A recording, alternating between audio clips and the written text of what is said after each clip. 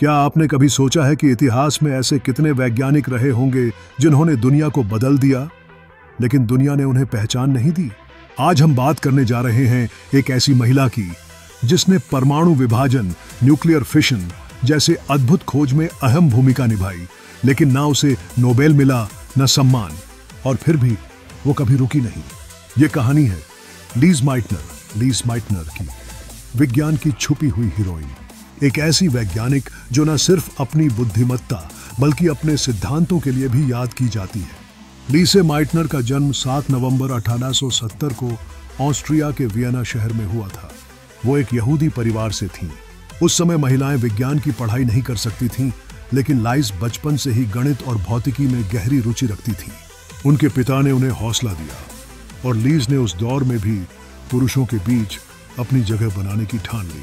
1908 में जब महिलाओं को यूनिवर्सिटी में एडमिशन तक नहीं मिलता था, लाइसी ने फिजिक्स पढ़ने के लिए संघर्ष किया।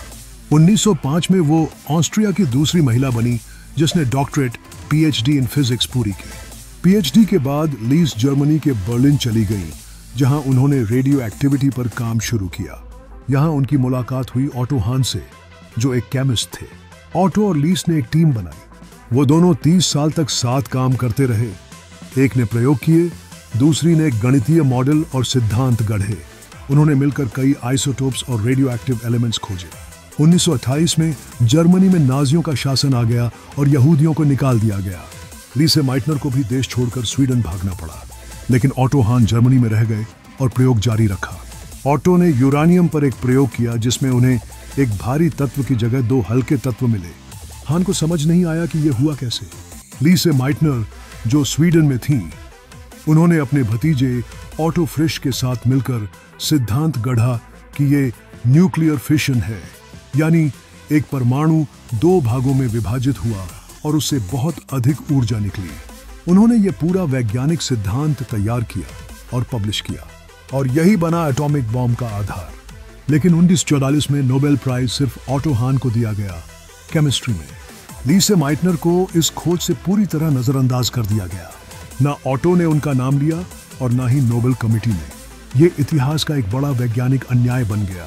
लीसे ने कभी खुलकर शिकायत नहीं की, लेकिन जब उनसे पूछा गया कि आपने बॉम्ब बनाने में मदद की, तो उन्होंने जवाब दिया, I will have nothing to do with a bomb. मैं उस हथियार से कोई रिश्ता नहीं रखना चाहती जिसने लाखों जिंदगियां ली। युद्ध के बाद लाइस को कई सम्मान मिले, लेकिन नोबेल प्राइज नहीं। अमेरिकी सेना ने उन्हें एटॉमिक बॉम्ब की मां कहा, लेकिन उन्होंने ये उपाधि ठुकरा दी। उन्होंने साफ कहा, मैंने विज्ञान में हिस्सा लिया, युद्ध में नहीं। यहां लीसे माइटनर का नैतिक साहस दिखता है।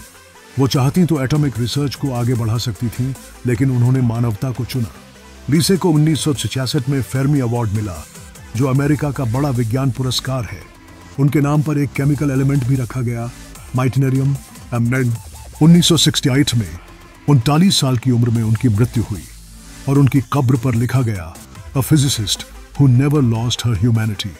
एक भौतिक विज्ञानी जिसने कभी अपनी मानवता नहीं खोई। अगर आप सच्चे हो तो इतिहास भले देर से याद करे, लेकिन करता जरूर है। जब सबने उन्हें भुला दिया, तब भी उन्होंने अपनी रिसर्च नहीं छोड़ी। उन्होंने यह भी दिखाया कि विज्ञान सिर्फ खोज का नहीं, जिम्मेदारी का क्षेत्र है। लीसे माइटनर वो नाम है जो विज्ञान की किताबों में कम, लेकिन प्रेरणा की कहानियों में हमेशा जिंदा रहेंगी। तो दोस्तों, कैसी लगी आपको लीसे माइटनर की ये अनसुनी लेकिन दमदार कहानी? क्या आप मानते हैं कि उन्हें नोबेल मिलना चाहिए था? अगर आपको ये कहानी पसंद आई हो तो वीडियो को लाइक करें, शेयर करें और चैनल को सब्सक्राइब जरूर करें, क्योंकि ऐसी ही और भी अनसुनी कहानियां हम रोज लाते हैं।